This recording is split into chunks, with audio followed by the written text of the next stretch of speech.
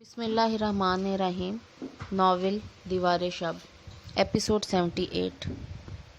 وہ بہت پر اعتماد تھا مگر اپنے اس اعتماد کی وجہ کو کسی پوشیدہ خزانے کی مانند چھپائے ہوا تھا۔ زرتاج نے ایک گہری سانس لی۔ مجھے بتاؤ پلیز، ورنہ میرے دماغ کی رگ پھٹ جائے گی۔ نبیل، بہت پریشان ہوں میں اس کیس کی وجہ سے۔ الیکشن آنے والے ہیں اگلے 6 ماہ میں۔ ابھی تک پورا چانس ہے مجھے ٹکٹ ملنے کا، لیکن اگر یہ کیس بگڑ گیا تو میں کہیں منہ دکھانے کے قابل نہیں رہوں گی۔ میری ساری عمر کی نیک نامی پر پانی پھر جائے گا۔ نیک نامی، نبیل نے زیر لب دہراتے ہوئے بمشکل اپنی ہنسی کو روکا، اور وہ اتنی الجھی ہوئی تھی کہ زیر لب ہنسی کو نوٹ بھی نہ کر پائی۔ جو کچھ بھی تمہارے ذہن میں چل رہا ہے وہ ہمیں اور مصیبت میں نہ ڈال دے۔ ہم اس وقت اور پریشانی بڑھانا افورڈ نہیں کر سکتے، تم میری بات سمجھ رہے ہو نا؟ سب ٹھیک ہو جائے گا، تم بے فکر رہو، اعتبار کرو مجھ پر۔ نبیل کا لہجہ نرم تھا۔ سچ کہہ رہے ہو نا؟ بالکل سچ۔ تم اب اس کیس کی ٹینشن ختم کرو۔ سوچو کچھ ہوا ہی نہیں، اور اگر ہوا ہے تو کم از کم ہمارا اس سے کوئی تعلق نہیں۔ اسے زرتاج کی فکر سے سخت مجھ چڑ ہونے لگی تھی۔ میں کر لوں گا، ٹھیک ہے، اعتبار کرو۔ ٹھیک ہے، اگر میری ضرورت ہوئی تو بتا دینا۔ زرتاج نے ایک گہری ٹھنڈی سانس لے کر کچھ بوجھ ہلکا کیا۔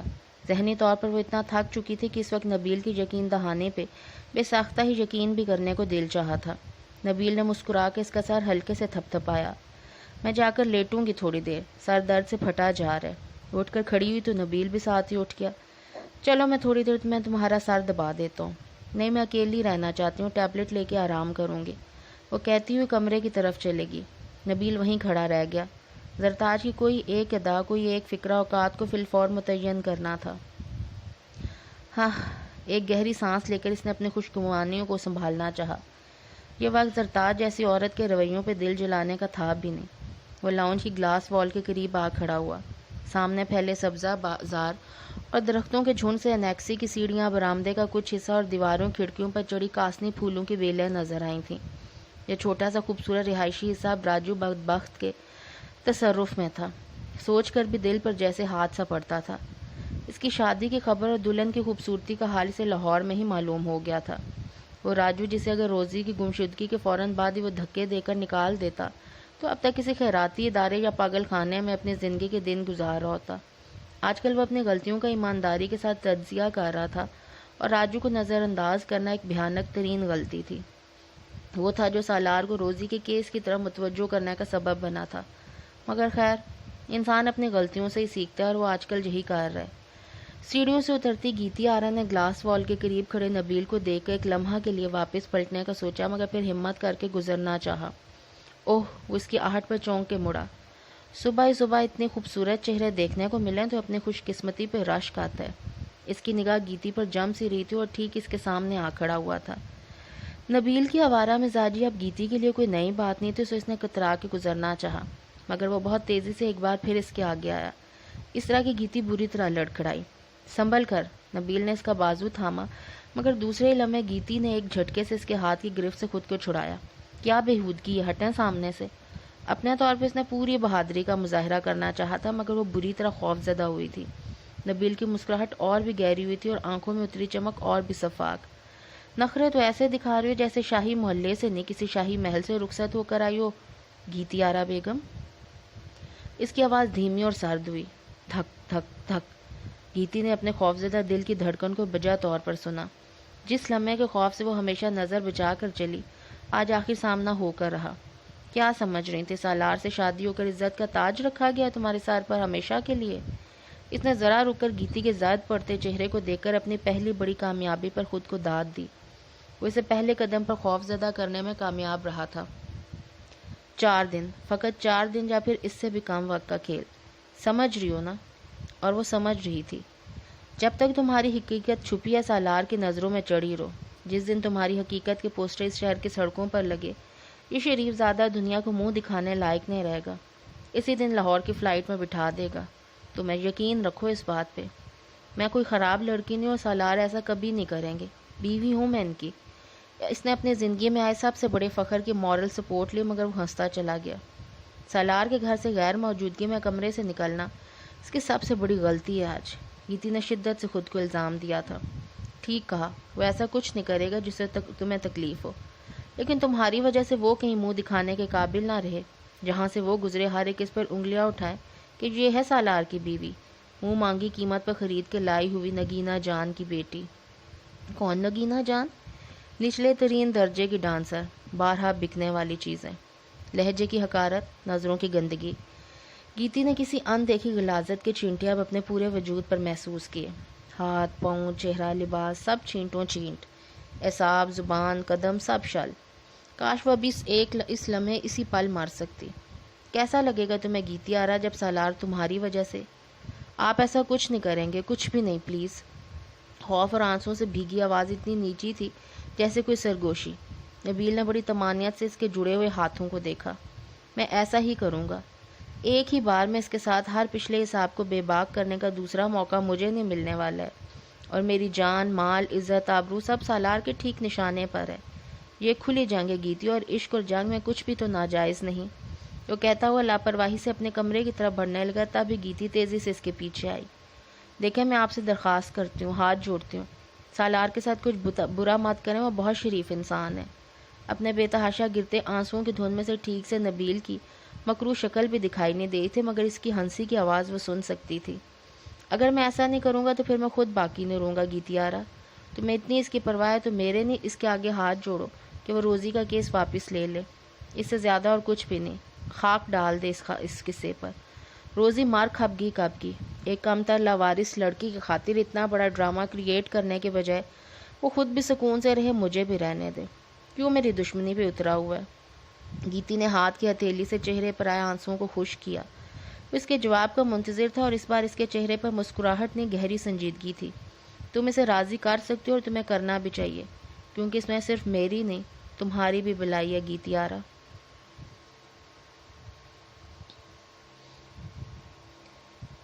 شام گہری ہو رہی تھی، اور اب یہ چھوٹا سا گھر تقریباً خالی تھا سوائے تھوڑے سے سامان کے۔ خیام نے آج ساری الماریاں، درازیں وغیرہ بھی چیک کر لی تھی تاکہ کوئی کام کی چیز نہ رہ جائے، اور ابھی تھوڑی دیر پہلے الماری اور کچھ اور سامان بھی اسکول کی نئی عمارت کی طرف روانہ کرا دیا تھا۔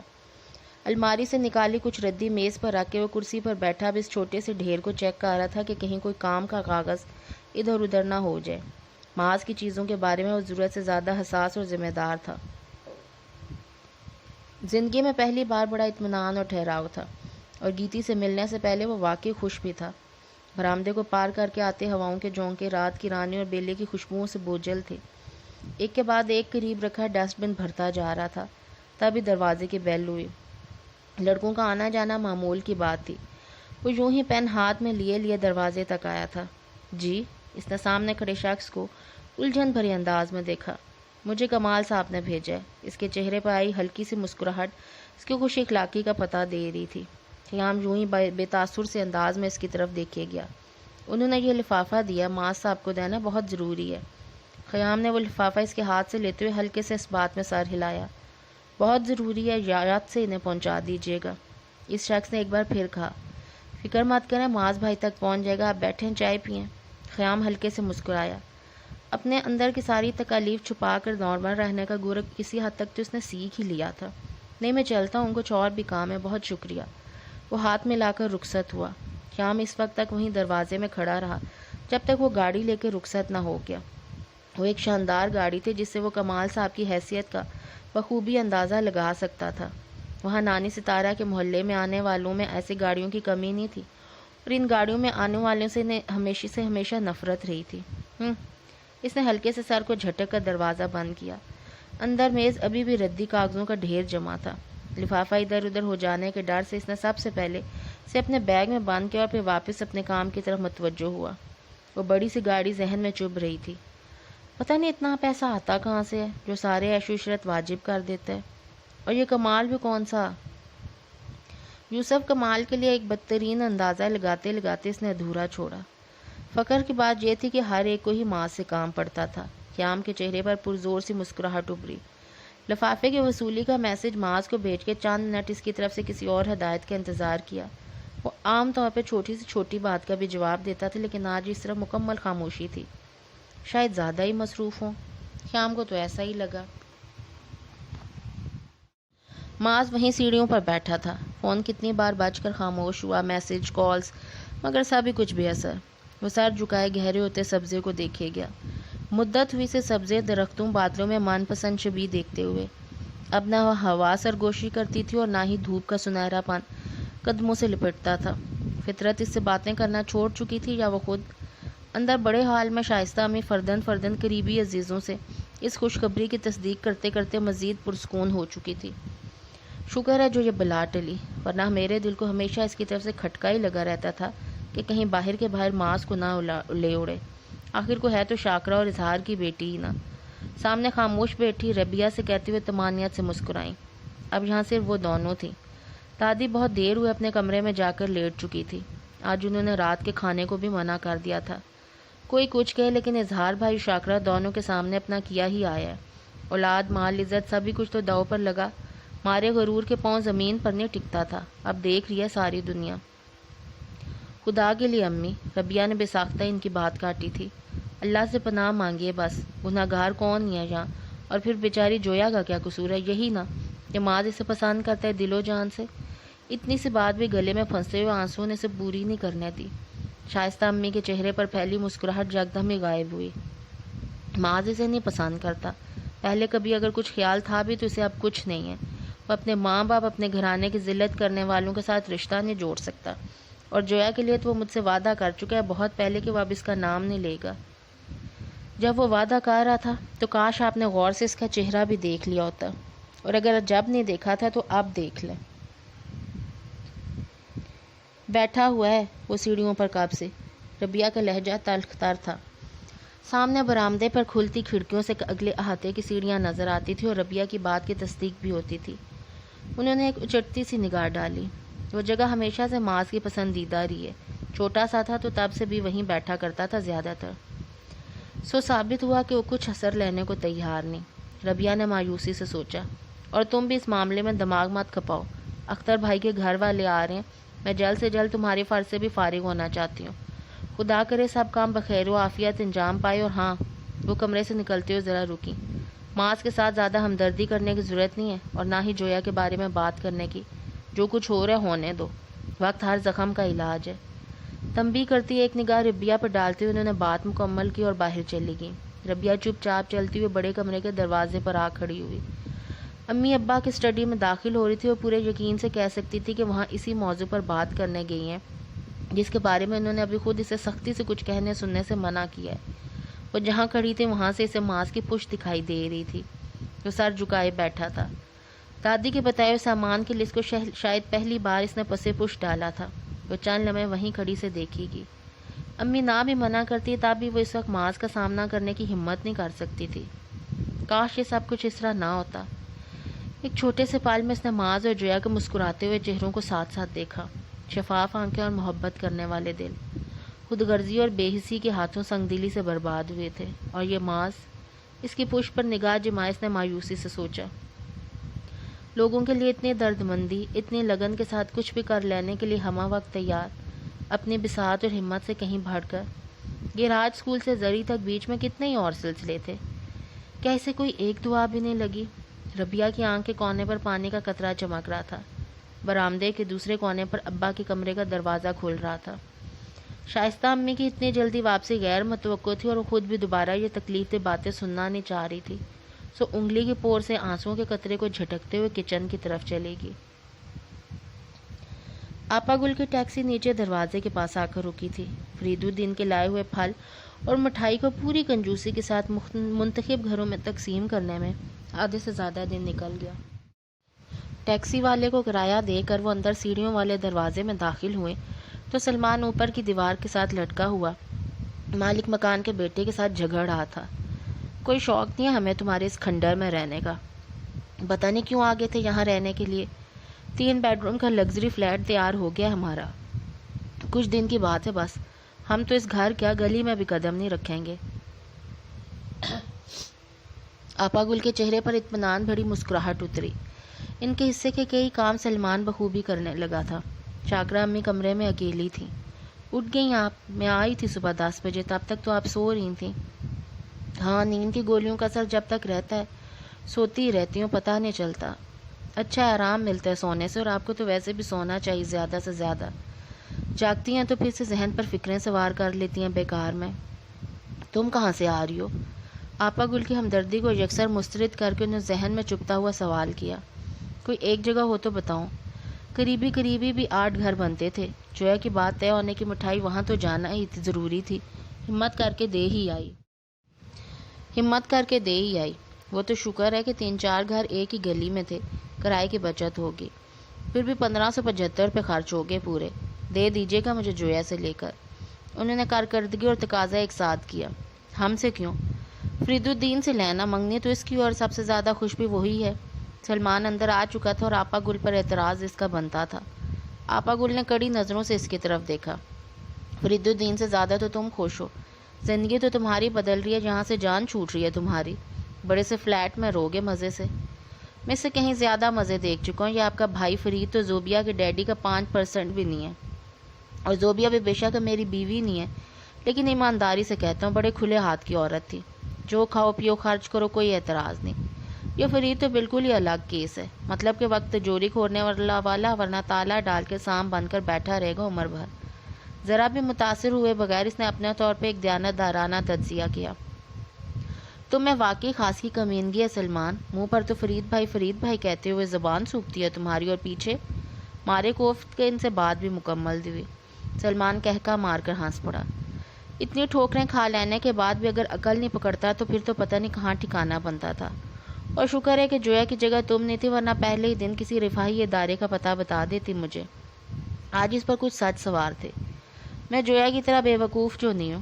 اس بار وہ برا ماننے کے بجائے ہنس پڑی۔ شاکرا بیگم نے حسرت بھری نگاہوں سے ان دونوں کی طرف دیکھا۔ ہمارے گھر سے مٹھائی دیکھ کے سب کے منہ اتر گئے۔ مجال ہے جو کوئی ایک بھی خوش ہوا۔ لگے الٹے سیدھے سوال کرنے، کون لوگ ہیں؟ اتنی جلدی ایک دم میں کیوں ہو رہی ہے شادی؟ وہی وکیل ہے جو اظہار کا کیس لڑ رہا ہے۔ قسم سے امی، آپ کے بہن بھائی کی ذہنیت تو سب سے گھٹیا ہے۔ ویسے برسوں ملنے نہیں آتے اور جویا کی فکر میں سب بھولے جا رہے تھے۔ ان کا موڈ بحال ہو چکا تھا، سو اب ٹرپ کی داستان کا نمبر تھا۔ شبیر ماموں تو مٹھائی بھی نہیں لے رہے تھے۔ گیٹ پر ان کی بہو کو زبردستی پکڑائی ہے میں نے۔ وہی رٹ کے اسلام بھائی کے لڑکے میں کیا برائی ہے؟ اب تو نوکری پر بھی لگ گیا، دیکھا بھالا بچہ ہے، میں بات کر لیتا ہوں اسلام سے۔ میں تو جا کر پچھتائی۔ شاکرا بیگم نے اضطراب سے پہلو بدلا۔ جل رہے ہوں گے صبر، تمہیں ضرورت ہی کیا تھی جانے کی؟ بیکار میں خود کو ذلیل کروایا۔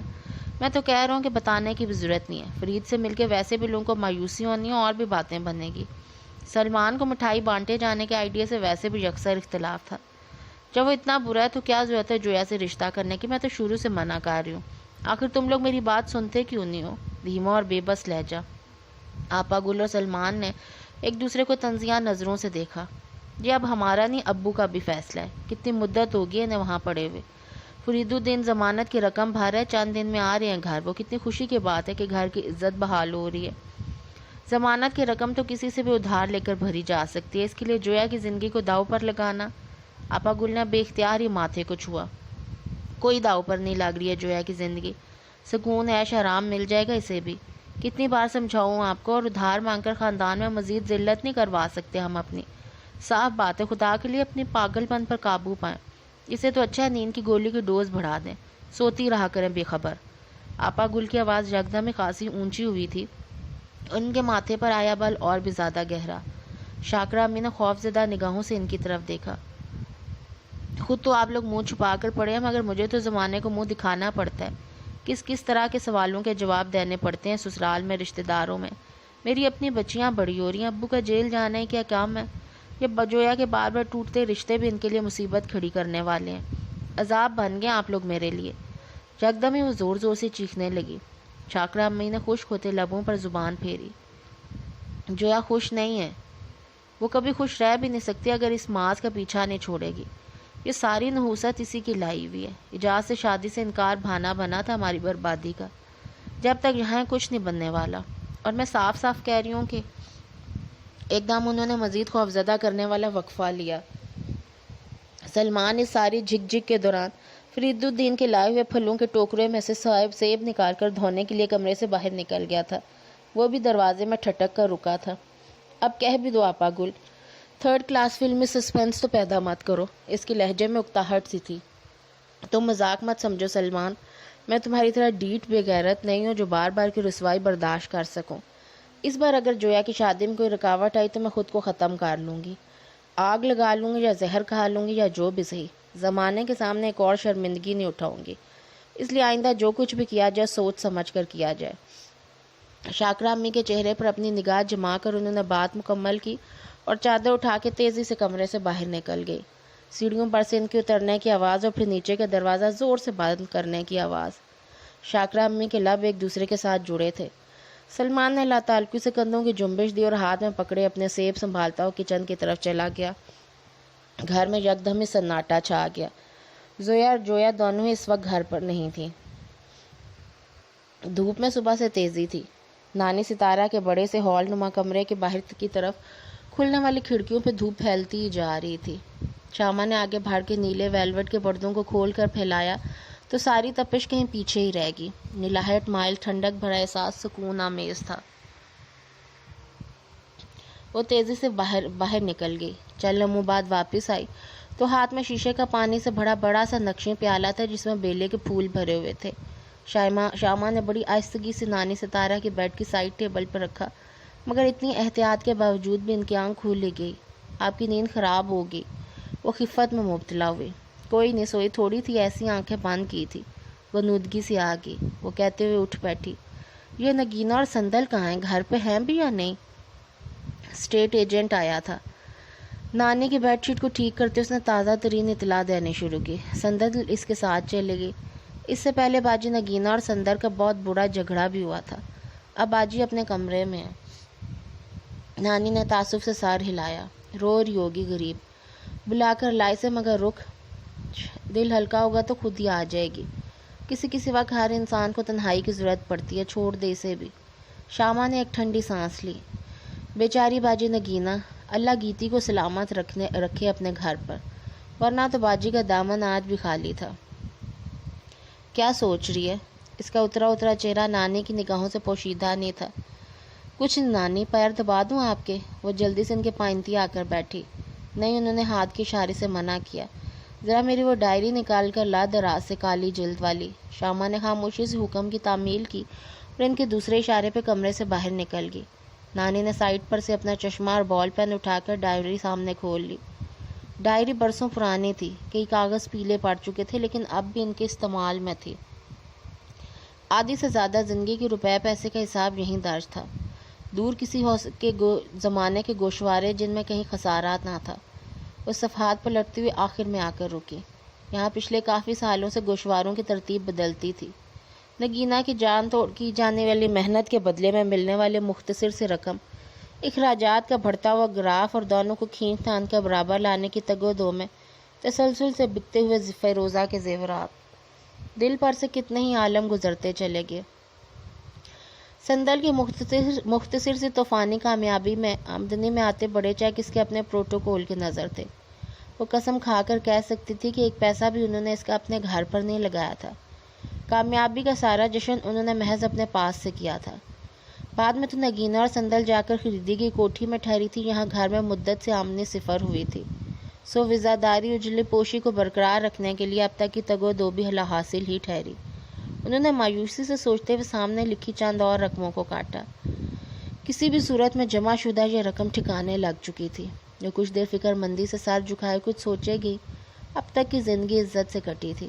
عروج کا زمانہ کب کا معدوم سی، لیکن ان کے نام کا بھرم آج بھی برقرار تھا۔ آج انہوں نے شامہ کو بلانے کے بجائے خود اٹھ کر اپنے الماری کا سیف کھول کر فیروزہ کے زیورات کے خالی ڈبے نکال کر چیک کیے، ایک کے بعد ایک۔ آخری چوڑی کو بھی بکے ہوئے 2 مہینے ہو رہے تھے۔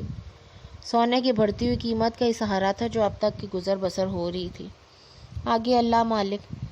دل کی گہرائی سے انہوں نے وہ سب سے بڑا سہارا یاد کیا اور الماری بند کر کے واپس مسہری پر آ بیٹھی۔ تبھی نگینہ اندر چلی آئی۔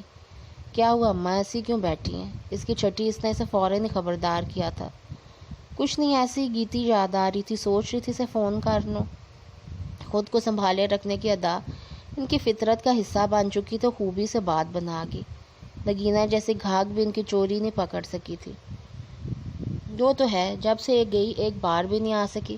حالانکہ سالار بیچارے نے تھوڑی کوئی پابندی لگائی، لیکن اچھا ہے وہیں رہے۔ یہاں کر ہمارے مسئلے دیکھے گی تو واپس جا کے اس کا دل بھی نہیں لگے گا۔ نگینہ افسردگی سے مسکرا دی۔ نانی ستارہ نے غور سے اس کے چہرے کو دیکھا۔ اگرچہ وہ ابھی ابھی ہلکا میک اپ کر چکی تھی، پھر بھی اس کی آنکھیں بتا رہی تھی کہ وہ خاصا رود ہو چکی ہے۔ اماں سندل نے کوٹھی کا سودا فائنل کر لیا۔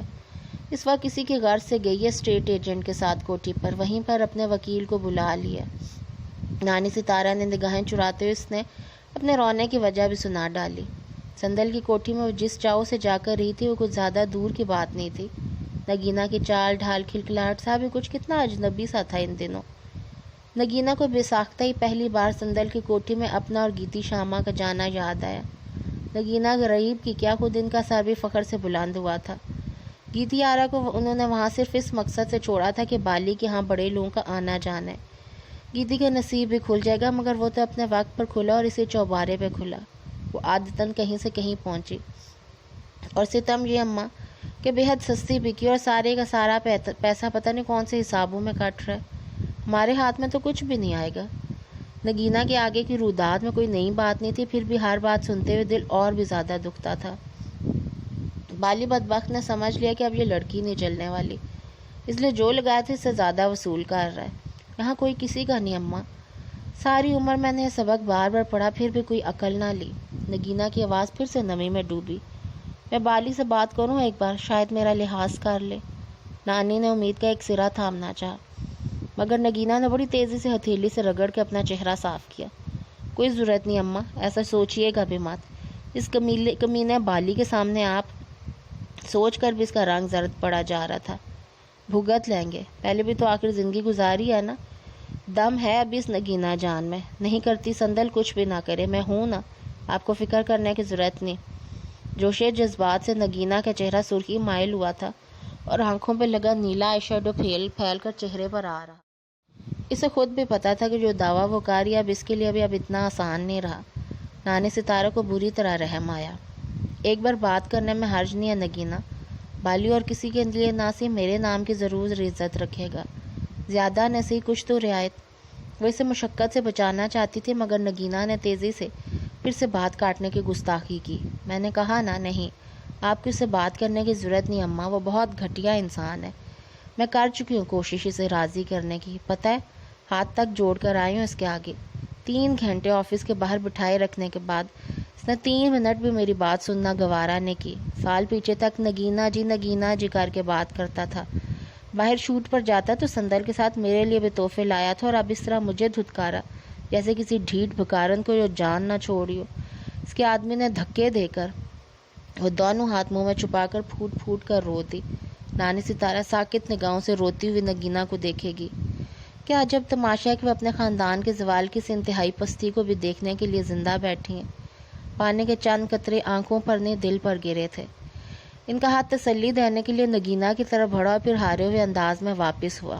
انہوں نے اسے رونے دیا۔ شامہ جب پانی لے کر آئی تب تک نگینہ نے خود کو سنبھال لیا تھا۔ پانی کے 2 گھونٹ پی کر حواس مزید بحال ہوئے تھے۔ شامہ محبت سے ان کے پیچھے کھڑی کندھے دبا رہی تھی۔ شامہ، نانی کسی گہری سوچ سے باہر آئی تھی۔ جی نانی، وہ نگینہ کے کندھے چھوڑ کر فرما برداری سے ان کے قریب چلی آئی۔ گھر میں چند فالتو لائٹس جل رہی ہیں، سب کو بند کر دے، اور شام میں اس بڑے ہال میں ابھی چراغاں کرنے کی ضرورت نہیں، کوئی ایک چھوٹا کم پاور والا بلب جلا دیا کر، اور رات میں وہ بھی بجھا دیا کر، بیکار کا بل بنتا ہے۔ جی، وہ فرما برداری سے کہتے ہوئے پلٹنے لگی تھی کہ انہیں کچھ اور یاد آیا۔ اور وہ شام کا اخبار نہیں آیا کیا؟ شام کا اخبار؟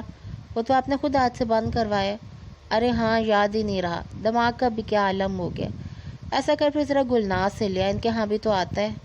جی، اب کیا آنا ہے اخبار میں؟ سندل کی کوٹھی کا تو سودا بھی ہو گیا، خیام کی گمشدگی کا اشتہار، پتہ نہیں یوسف کمال نے کون سے اخبار میں دیا ہے، یا پھر سب میں ہی دے دیا ہو، اسے کون سی کمی پڑی ہے، بیٹے کے لیے تو پیسہ پانی کی طرح بہانے کے لیے تیار ہے۔ ان حالات میں بھی خیام کا ذکر لہجے میں انوکھی سی مسرت اتارتا تھا۔ نگینہ نے تھکی تھکی سی سانس لی۔ فیروزہ اور اس کے خاندان کی خوش نصیبی آج بھی مسلم تھی۔ شامہ اخبار لے آئی تھی، اس میں آج بھی خیام کا اشتہار نہیں چھپا تھا۔ نانی ستارہ نے جلدی سارا ہی دیکھ ڈالا۔ نگینہ نے البتہ ایک نگاہ بھی ڈالنے کی ضرورت نہیں سمجھی تھی، اور فرصت کے اس چھوٹے سے وقفے میں فوری آمدنی کے چند ذرائع پہ غور کیا، مگر اب سب کچھ اتنا آسان نہیں تھا۔ سندل کی فلمی پرواز اور خود اس کے یہاں سے چلے جانے کے بعد نانی ستارہ کے چوبارے پر سکوت کا ایک لمبا وقفہ چھایا تھا۔ بالی کو یہاں ہونے والی محفل پر اعتراض تھا اور سندل کو سوا اعتراض۔